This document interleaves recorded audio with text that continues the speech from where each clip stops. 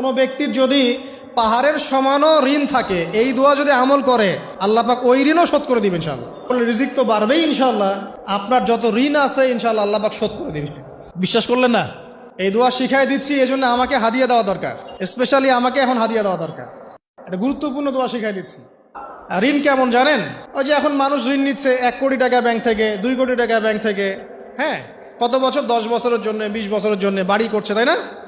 তার ধারণা এমন যে সে মারা গেলে তার ঋণটা কেউ না কেউ শোধ করে দিবেই দিবে, তাই তো?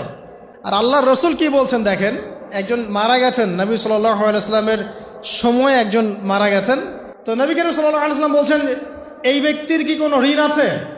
একজন সাহাবী বলেন, হ্যাঁ ইয়া রাসূলুল্লাহ, তো ঋণ আছে। নবীজি বললেন, তোমরা ওর জানাজা পড়ো, আমাকে ডেকো না। তোমরা ওর জানাজা পড়ে নাও, আমি জানাজা পড়তে চাচ্ছি না। আমি এখন কেমন করে আপনাকে বুঝাবো ঋণ কত ভয়ঙ্কর জিনিস।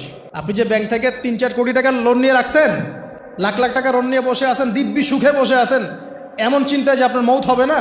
আর নবী সাল্লাল্লাহু আলাইহি ওয়াসাল্লামের সময়ে একজন মারা যাচ্ছেন, তিনি বলছেন তোমরা জানাজা পড়ে নাও, আমি জানাজা পড়তে চাচ্ছি না।